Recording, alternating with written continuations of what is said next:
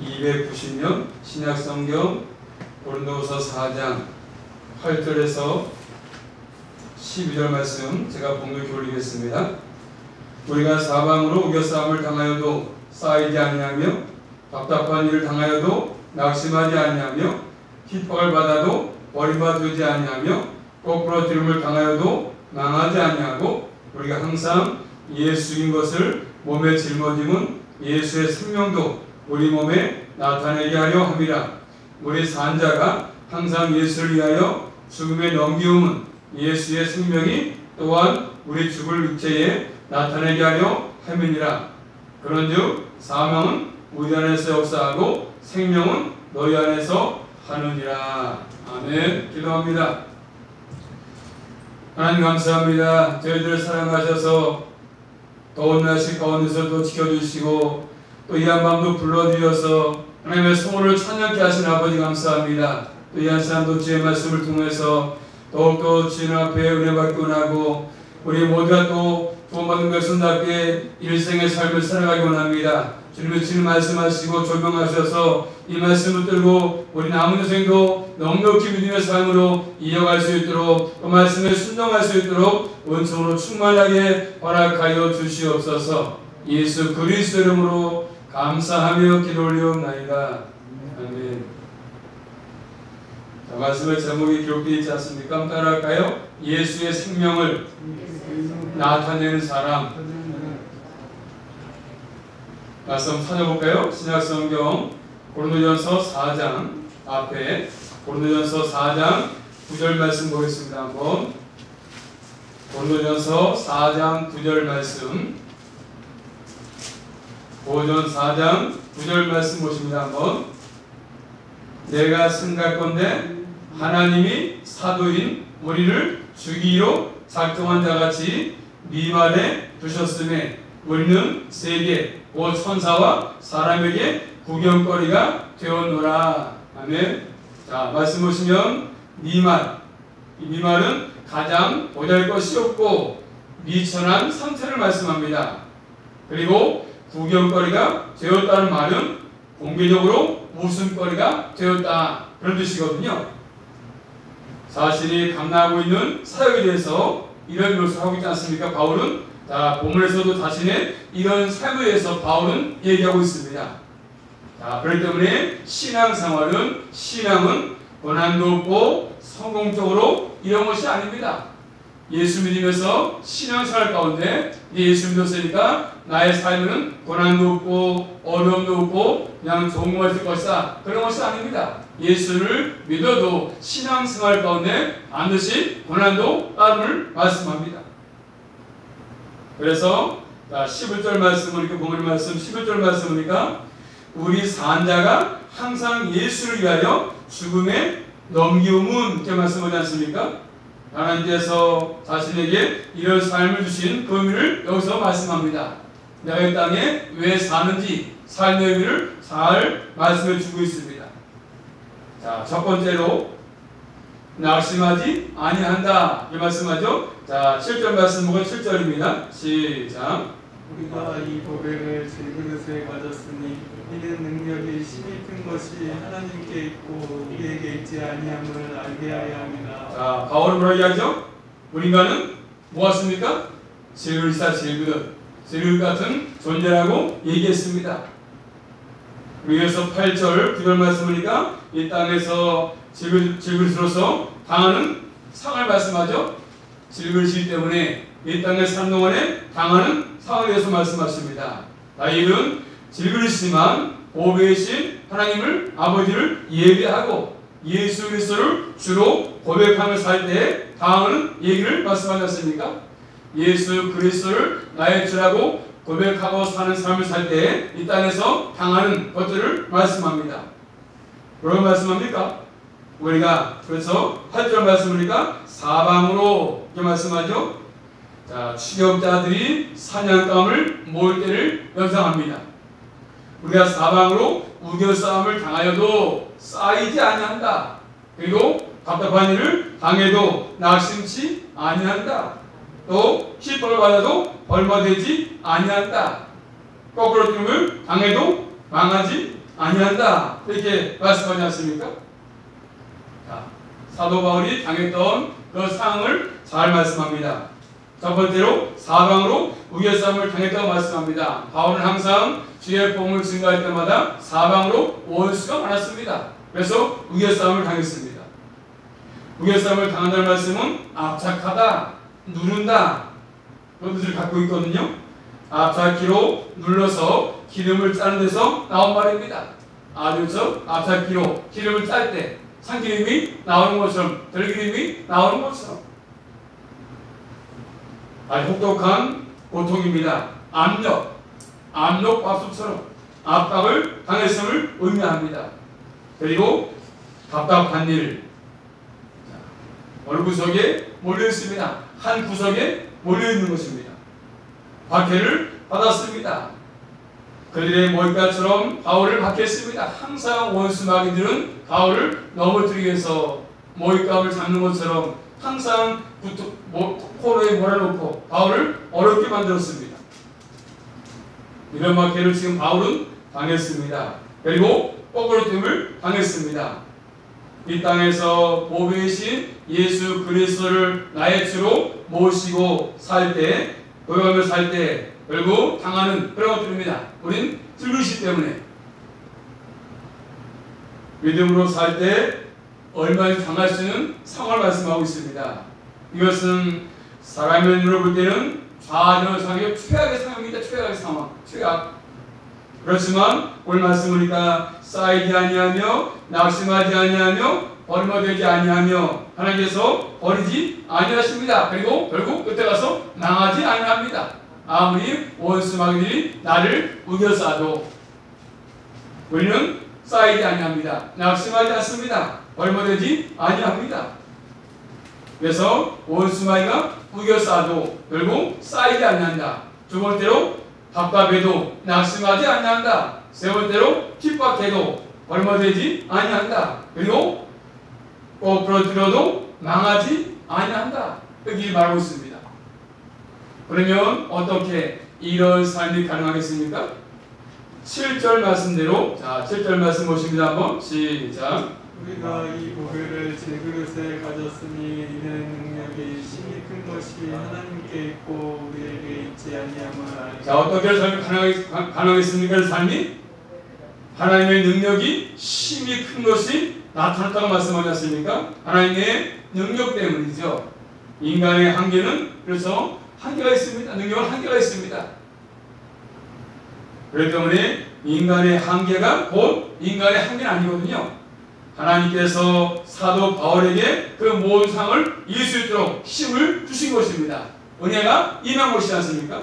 하나님의 능력으로 이런 삶이 가능했습니다. 바울도 바울의 힘으로 이긴 것이 아니라 원수마귀가 우겨싸도 하나님의 능력으로 함께하기 때문에 바울 능력이 낙심치 아니하고 버림어되지 아니하고 쌓이지 아니했다고 고백하지 않습니까? 사람들이 볼 때는 절망적이고 고통스러운 상황 속이지만 쓰러지지 않고 다시 일어날 수 있는 비결을 보겠습니까? 질그릇 같은 그런 왜냐하면 그릇이었지만 주님께서 함께하기 때문에 쉽게 끼어지는 그릇이었지만 그럼에도 불구하고 하나님께서 주신 그 길을 가는 여정 속에서 주님께 맡긴 삶을 감당하기 위해서 할 때 주님이 능력으로 함께이기 때문에 무결싸움을 당하지 아니했다고 지금 바울은 고백하고 있습니다. 하나님이 힘을 주시고 붙들었기 때문이죠. 하나님이 붙들었기 때문입니다. 사람의 능력, 사람의 실력으로는 쓰러질 수밖에 없습니다. 위의 땅의 삶에서 내 힘을 의지해서 살아다 보면 반드시 넘어질 수밖에 없습니다. 하나님께서 힘 주실 때 쓰러지지 않고 또 맡긴 삶을 잘 감당할 수가 있는 것입니다.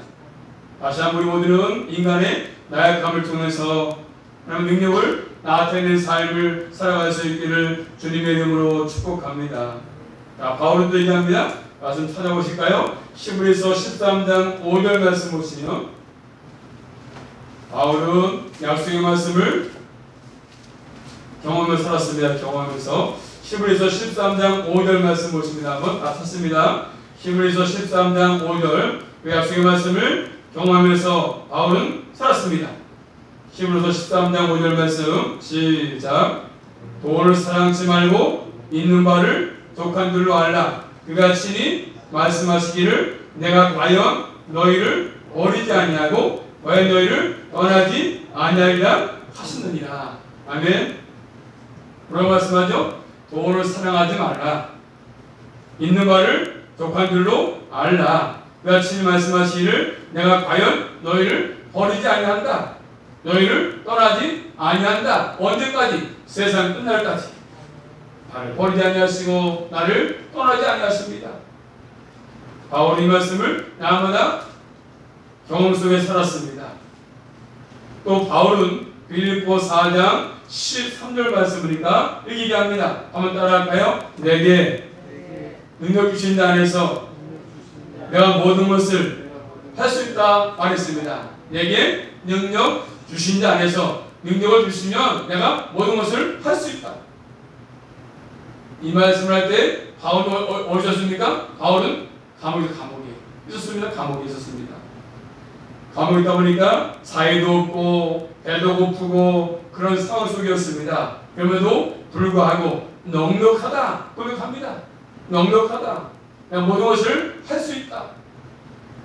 바울도 감옥에 갇혀있지만 바울을 전했던 주님을 가질 수가 없지 않습니까?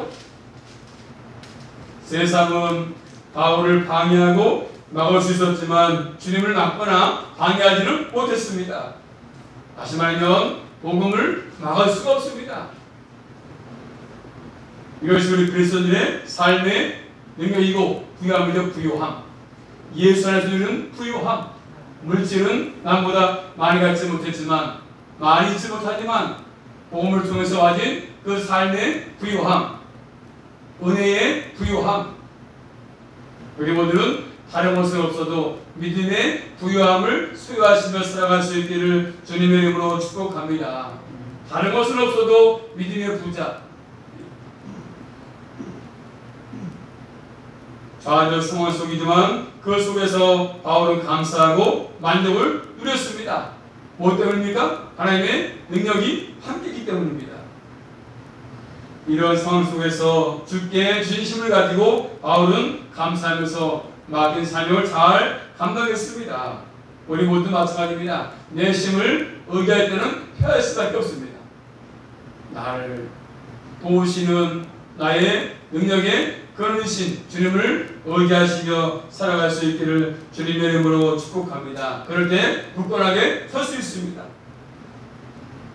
하나님께서 우리를 즐거우시지만 내 속에 보배를 두셔서 보배를 담은 그릇으로 삼아주셨습니다. 보배, 내 속에 보배, 예수 그리스도가 있었는 것이죠. 여러분 속에 예수 그리스도 보호가 계십니까? 가장 귀한 보배는 예수 그리스도입니다. 세상 물질이 아니고 가장 귀한 보배는 예수 그리스도죠. 나를 구원하시는 분, 나의 모든 것 되시는 분입니다.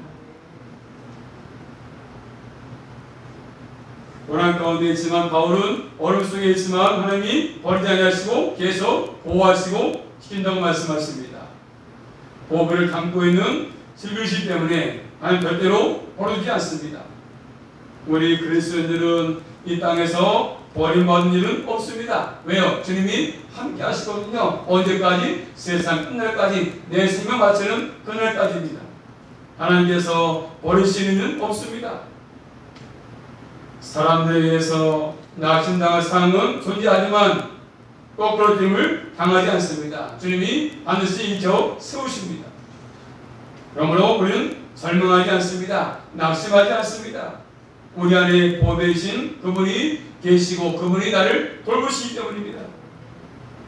우리 예수 믿는 그리스도인들에게 고난 가운데도 하나님을 의지해서 굳게 서 있는 당당함을 가지고 이 세상을 멋지게 살아갈 수 있기를 주님의 이름으로 축복합니다. 두 번째입니다. 오늘 말씀 보시면 바울은 이런 상황 속에 있지만 결국 쓰러지지 아니하고 하나님의 나라를 위해서 삶을 잘 감당했습니다. 그 이유가 뭐였습니까? 그것은 바로 바울의 삶의 목표. 그가 이 땅에서 사는 의미, 왜 사는지 바울이 맡긴 사명이 뭔지 삶의 목표가 뭔지를 알았습니다. 말씀 볼까요? 자, 10절입니다. 시작. 우리가 항상 예수 죽인 것을 몸에 짊어짐을 예수의 생명도 우리의 몸에 나타나게 하려 합니다. 자, 우리가 항상 계속되고 있는 경험의 경험. 예수 주인 것을 몸에 짊어짐은 예수의 생명도, 예수의 생명, 그리고 생명의 주이신 예수 그리스도, 부활하신 예수 그리스도, 하나님 우편에 현재 보좌에 앉아 계신 예수 그리스도, 그분이고 길이시고 진리시고 생명이십니다. 우리 몸에 나타나게 한다, 이렇게 말씀하지 않습니까?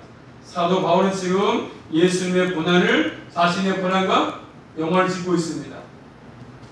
예수님의 고난 받으신 것은 우리의 구원을 위해서 받으신 유일한 고난입니다. 나 때문에 내 죄를 사하시려고 나를 구원하기 위해서 받으신 고난이었습니다. 십자가 지신 것이었습니다.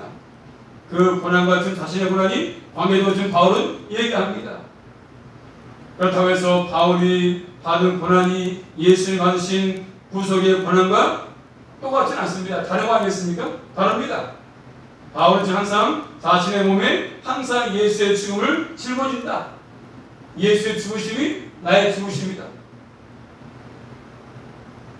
그래서 바울은 항상 예수 그리스도를 위해서 길을 갈 때도 돌에 맞고 또 줄이고 목마르고 고통을 당했습니다. 어려움을 많이 당했습니다. 자, 말씀 한번 찾아볼까요? 갈라디아서 6장 17절 말씀 보시면, 갈라디아서 6장 17절 말씀,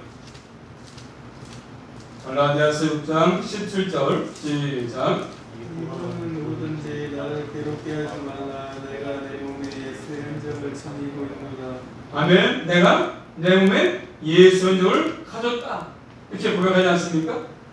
바로 그런 의미 아니겠습니까? 여기 한 이유가 뭐 있습니까? 10절 말씀이니까 예수의 생명이 우리 몸에 나타내기 위해서 이렇게 말씀합니다. 우리의 생명이 예수 생명으로 나타내기 위해서. 예수의 생명을 내가 가지고 있어야. 그래서 예수의 생명이 없으면 뭐겠습니까? 영적으로 죽은 것입니다. 죽어있어. 시체야. 산 시체야. 겉으로 볼 때는 살아있지만, 움직이고 살고 있지만 예수의 생명이 없으면 죽었다고 말씀합니다. 그래서 바울이 받은 고난은 하나님의 목적을 잘 드러내는 것이었습니다.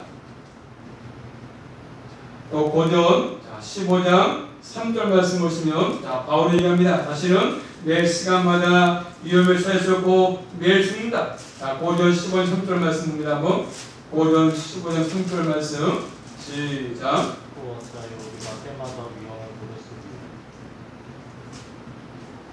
고전 15장 3절 말씀. 어찌하여 우리가 때마다 위험을 무릅쓰리요.